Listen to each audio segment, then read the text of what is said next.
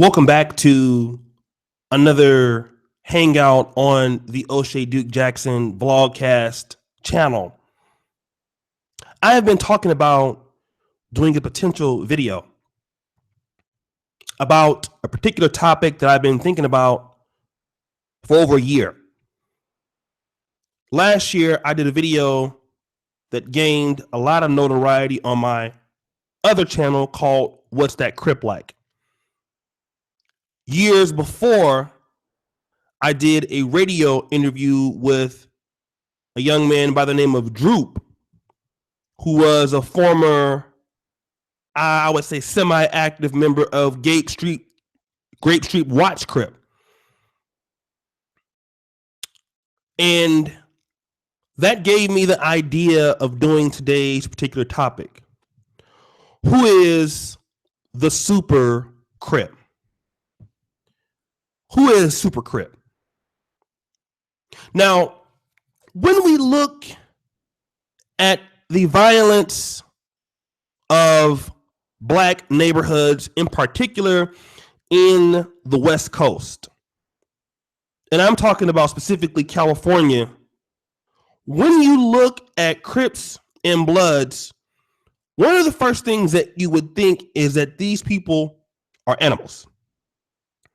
These people have no home training. They have no ability to reason. They have no ability to think. They are wild. They are untamed beasts. And these are a group of young Black men that have a lot of low IQs. And if you are a person from the outside looking in, you probably can stereotype them as that if you've never lived around such people. But I've had a chance to live in Compton. I was born in Linwood, which I lived at that particular time in Compton. Going into Linwood was a long street called Santa Fe. It was notorious for the Santana Block Crips, which is probably the biggest Crip gang in Compton. And then I had a chance to live among their rivals, one of the second or third biggest Crip gangs, the Southside Atlantic Drive Crips, who are very good friends with the Atlantic Drive Crips. And I have had some inner dealings with such people due to them being some secondary cousins, third cousins. We all have a common ancestor. So I was able to get into the mind of who Super Crip was. And so I want to show you the actual intelligence of some of these guys. Now, when you think about somebody like Snoop Dogg, and he has a song called Super Crip, and you think about guys like, I don't know, MC8, J.O. Felony, Brother Lynch, some of these guys are not Super Crips. These are entertainers, okay? These guys are, they're not in the streets, if they ever were. Maybe J.O. Felony was, Snoop Dogg. I mean, it's hard to really say how formidable he was as a gang member. I mean, I've heard stories that, he was punked, many times. He tried to, go into different neighborhoods and sell drugs and was ran up out of there, from what I've been told. But the Super Crip is not the street soldier. He may have started out as the street soldier. He may have started out patrolling the block. But Super Crip is the ultimate hierarchy in gangbanging. Now, let's start with the foot soldier. The foot soldier is a guy who does what any soldier would do in any territory. He protects the block. And he protects the block by pretty much not being a sitting duck, okay? And if you know anything about LA gangs, LA gangbangers, and let's say if you were to go to a place like Houston, maybe you go to a place like Baltimore, DC, it's a common thing to see a lot of guys hanging out on the corner. Even in Sacramento, it's a very common thing to hang out on the corner. But LA made one particular thing very famous, and that is the drive-by. And one thing that, you know, many of these gang members from opposing sides love to see is a bunch of niggas hanging out in one area. And the reason why they can do that, if they like that, is because they can just drive by and hit a lot of people at the same time. They can do it. They can, you know, easily get on the freeway and drive off and nobody knows anything. So, but what happens is this foot soldier is understanding that there are potential people who are driving up down the street and they're trying to catch somebody slipping. That's what we call it back home. You say when somebody is on the prowl, they're looking for you. You say, we're trying to catch some niggas slipping. Meaning that you're trying to hit somebody with a blind side attack. Maybe you catch a nigga coming out of his house. And the foot soldier, what he is there for is to retaliate against the people who are coming on enemy's territory. Now, the foot soldier ain't out there with all blue on. The foot soldier ain't out there with all red on. He blends in like anybody else in the street. He looks like a regular guy, a regular dude. And while he sees these cars driving slow, patrolling, trying to see what they can see, the foot soldier patrolling the block is going to either fire at these cars that are suspicious or going to tell somebody to look out for these cars. And so what ends up happening, if a car comes back and patrols many times, the foot soldier, if he sees a car keep coming back a certain street, he's going to fire on that car. That's the foot soldier's job as a Crip. He's the lowest of the low. Okay, doesn't have much brains. He'll do certain drug transactions. Okay, he'll be the guy out there fighting if it needs to be. You know, if you need to put in work, and what that means is you need somebody to go do a drive-by themselves. He's also the guy that's going to do the dirty work. That's who the foot soldier super Crip is. And pretty much he's trying to either move his way up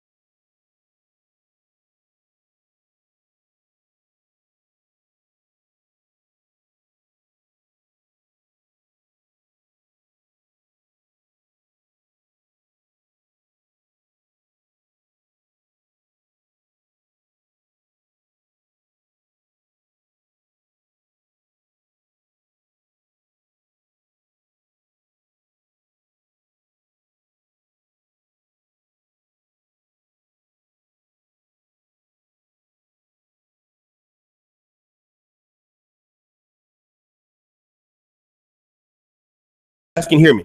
Okay, I'm back. The second order of the super Crips, or the Crips rather, would be the shot callers. Okay. Now, the shot caller is the guy who is over the foot soldiers. He is the OG. Can you guys still hear me? I know we had a little bit of issues, but can you hear me now? Am I able to be hearing? Okay. The OG has a little bit of lifestyle above the foot soldier. He's been in the game a little bit longer. Okay. The OG shot caller has more connections in drugs. He pretty much has, he's the person that issues out cocaine in fairly large amounts. He issues out the marijuana in fairly large amounts. And typically, he is the guy that would travel. Okay. Now, what do I mean by that? The shot caller guy is the foot soldier mentality, but more so state to state. That means when the Crips went to Little Rock, Arkansas, when the Crips go to Memphis, like Grape Street Watts is in Memphis, when the Crips go to San Antonio, Texas, and they set up shop, well, the OG is the one who establishes the new gang, okay? So when the Crips went to Sacramento early on or in certain places, the OG who was a foot soldier before, he knows the gang initiations, he enforces the rules. That means if a person breaks a rule in the gang, the OG will enforce it. He will be responsible for the recruiting of new members. He will order certain people to be disciplined in the set or to be killed if necessary. And the OG is the person that will typically keep what is in line in a particular neighborhood. That means he will keep some order amongst the gangs. That means that the OG will try to put some sort of physical ideas as far as, you know, you're not supposed to be out here shooting elderly. You shouldn't be out here shooting kids. This is who the OG does. Okay. He is somebody that the guys look up to as respect. He is their father. Okay. Typically an OG would be somewhere in the age range of 30 to 45 to 50. Now, let's move up to the level of Super Crip. Okay. The problem is with the foot soldier and the OGs. Both of these people die the most. They are killed the most. They are jailed the most. The foot soldier has a jail record. And the foot soldier is typically too dumb to become an OG. The foot soldier will die before he becomes an OG. An OG has been to jail, has been shot at many times. Okay? These are the guys that you see in funerals. These are the guys you see on RIP t-shirts. But you never see Super Crip on t-shirts. You never see Super Crip at all. Why? Because Super Crip is the most intelligent of all Crips. I'm going to say it again. Super Crip is the most intelligent of all Crips. You see, the Super Crip was born into poverty. The Super Crip was most likely born by a single mother or a father was in gang and was killed. The Super Crip has understood that he doesn't have maybe the opportunities to go to school or maybe the opportunities to live a life where he can support himself with education. His family is in shambles. So the Super Crip grows up very fast. And the Super Crip's main goal is to stay alive. That means he is more cautious. That means he is aware of not only enemies, but also those who are supposedly his friends. I'm going to say it again. He is not only aware of enemies, but those who are his friends. And see, what Super Crip does is he understands that the guys who are out there on the block, the guys who are out there flashing their money, the guys who are out there showing what they have, they're not very bright. They're not very smart. Now, it doesn't mean that Super Crip is a scared guy. He's not. But Super Crip is trying to live. And the problem with the OG and the problem with the foot soldier is they talk too much. They brag too much. But see, Super Crip doesn't do that.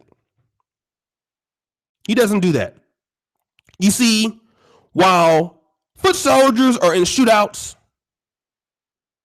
and OGs are in shootouts, Super Crip is the guy who makes the direct connection with the Mexican cartel. You see, he is about money. It's not even about red or blue. In fact, Super Crip can go and make deals in blood neighborhoods. You see, it's not about colors to Super Crip. You see, Super Crip don't give a fuck what you are, as long as you got some dollars. In fact, Super Crips will wear all red. It don't matter. You see, that's how Super Crip thinks. This is chess to him. You see, when he goes places, even though he's never worked a job, Super Crip has 7 or 8 different IDs, 4 to 5 different passports. He never has anything in his name. Not his car, not his house, sometimes not even bank accounts. You see, Super Crips don't deal in traceable things. They don't deal with things that can have stuff coming to them. You see, Super Crip spends a lot of his time trying to outthink somebody. Sometimes even setting his own people up to get hit.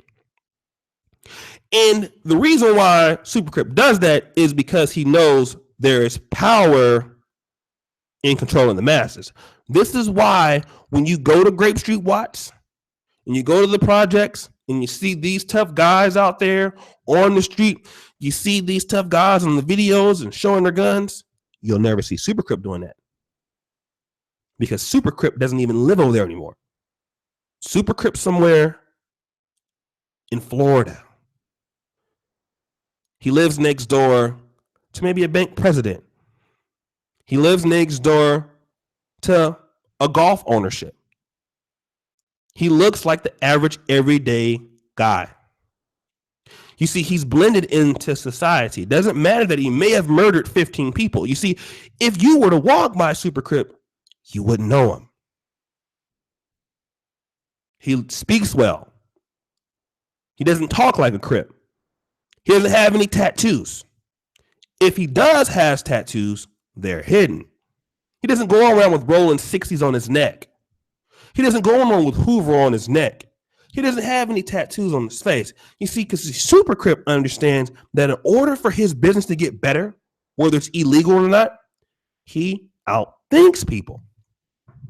And see, if you look at Super Crip and you compare him to the highest elite of any society, then you see that gangs work no different than high IQ people who run governments, who run societies. What am I saying here?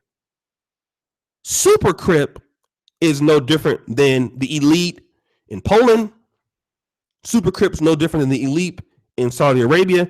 You see, the smartest people of any organization run it. You see, the brains come from the top. You understand what that means? You see, Super Crip is not cripping because he cares about a color, like the OG or the foot soldier. He doesn't care about street credibility. You see, what the Super Crip is trying to do is increase his assets, meaning that he takes illegal drug money and he tries to make that money clean. He looks for ways to make things clean. He wants to be a part of American life where it's clean, you see. He's into other things, money laundering and things this way. You see, this is why Super Crip doesn't die. See, the top guys at these organizations, they never get killed. Do you understand how that works? They let other people waste their lives. And Super Crip's kids, oh, they going to Harvard. Super Crip's kids don't grow up in the projects. Super Crips kids don't grow up at Long Beach Poly, Long Beach Jordan, Compton High School. No. See, that's what broke nigga Crips kids go to, not Super Crip. I mean, think about it right now. Even your famous rappers. The Snoop Dogg son, he's not a Super Crip, but does his son go to the schools he went to? No. Super Crip is that nigga that can call Snoop Dogg on the phone and make Snoop Dogg be like, all right, OG. See, that's how much power Super Crip has. He got Snoop Dogg be asking him for his advice. And that is the definition of Super Crip. The brains of the operation. Now, in no means am I glorifying what these guys do, because I don't. But I'm just trying to make a case here that your most talented people and your brightest people rule every organization. And even in the Crips, the rules, the laws, the drug transactions, the profiteering, the money is ran by people. Smart people. And that is who Super Crip is. The brains of illegal operations. Not worried about colors. Not worried about you killed my uncle. Not worried about you from the other set. At the end of that day, the color he's concerned about is green. He allows the stupid foot soldiers and the OGs to fight over who wears what. And that's it. Anyways, you guys, I just wanted to say that's my particular story on this. I am now officially on Patreon. You can now support me on Patreon. Now, Obsidian's been telling me, and he's going to be on with me tonight in about an hour. We'll come back. He's been telling me to go on to Patreon for a minute. I decided never to do so because I wanted, as a YouTuber, I wanted to, as a blogger, to give you something and a reason to donate. Now, for some people, just having a YouTube channel is a reason for you to donate. But me, I wanted to make your donation give back. And so, as you subscribe to the Negro Manosphere on Patreon, you're not only supporting me, but you're paying to help the site keep going. We have, according to Alexa.com, the 184,000th largest website in America right now, our most cracking website. Now, out of, in the world, we're like 900 and something thousand. There's over 20, 30 million websites in the world, okay? You brothers have really catapulted us to another level. We have Alan Roger Curry who writes. We have Obsidian who writes. We have all these people who write for the Negro Manosphere, speaking about black men issues. When you subscribe as a Patreon member to the Negro Manosphere, you're paying for black men to write your voices. And we take no ads on that site. I put my own money up, spent over $10,000 of my own money to do so. And I am looking for 1,500 brothers to pledge at least $5 a month. So if you really fuck with me in the Negro Manosphere, the way I will know is I'll see your name on the Patreon list. That's how I know you really appreciate what we do for black men on the Negro Manosphere. Now, I was very considerate of black males' budgets. So I'm assuming that the first tier is $5. I know that's a good bargaining price for many black men. I have certain rewards. If you pay certain amounts, I'll individually Skype you. I'll individually talk to you for an hour, things of that nature. But if you just want to continue to see it grow, go to the About section here, or you can go to the Patreon, sign up on the Negro Manosphere. It's $5 a month to start. If you want other things, like if you want to do a Google Hangout with me, things of that nature, then you can go ahead and do it. High def, you spend enough money here, man. But this is basically what we're doing. I wanted to prove to the brothers that, you know, as black men, we could have a site that's up and credible before we started asking for monthly donations. So the site's been up for about 5 months now. So you guys know that we're legit, right? You know that we're not about no bullshit. We do what we said we're going to do. I wanted to build credibility with you brothers. So support the patreon.com. And let me tell you this, guys. All right. Cynthia G has a Patreon. She has 290 subscribers. Now, I'm going to just keep it real. 290 Patreon subscribers. Okay? 290. Cynthia G, 296. Okay? That money is going to weave. That money is going to a bunch of weave. She don't have no website. It's just nothing but weave and probably sandals and more weave. Hella makeup. 296 Negroes have decided to pledge money to support her. This money, when you give it to her, it doesn't come back to you. All she does is make videos. That's it. Make videos with more weave and your makeup money. That's brother supporting black women. When you subscribe to the Negro Manosphere, your money pays for your voice. It pays for your own media entertainment. So if she can get 296 brothers or people to subscribe to her on Patreon, I know for a motherfucking fact we can. I'm looking at the shit right now. 296 Patreons. All right? So listen, brothers. Get y'all ass over to the Patreon page. Sign up. Become a patron. I said 1,500 brothers is what I'm looking for. I get a lot of emails from niggas all the time, and I know you niggas got it. Stop eating all that chicken, taking these hoes out to eat. Spend $5 a month with your boy. Every black man needs to do it. Support your own stuff. All right? So let's go ahead and do that, brothers. Thank you so much. We'll be back later on tonight. And that's my name on Patreon. And as you know, the buffoonery remains at the all-time high. What's up, True from Tony? And like I said, before I go, let's get the likes up, you guys. Like the video. That's free. I got 115 people watching. I need 41 people to go down and like it. So Amida Jones, shout out to you. I expect to see you on the Negro Manosphere. Lavelle Robinson, TTB family. I expect to see y'all niggas signing up. I know you got a Lavelle the tight ass shirt on, nigga. You got that real deal. All right. Shout out to your player. Desmond Damon, shout out to your player. Okay. And it ain't gonna be no roasting sessions tonight, nigga. It's time for a Patreon session tonight. Get out your credit card, motherfucker. Roast your money in the Patreon shit and put your goddamn information in. All right. So let's go ahead, brothers. Thank you so much. Thank you for supporting us. Thank you for supporting the channel. Me and Obsidian will be back on in about 1 hour.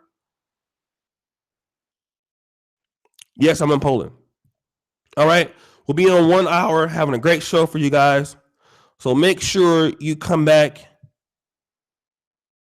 Mida Jones, I'm saving up my $5. Nigga, if you ain't got $5, nigga, you in trouble, nigga. All right, let's keep up the good work. Sheldon, what's up, man? You a doctor, dog? All right, man, I gotta get the fuck out of here. Peace out, brothers. I'm out.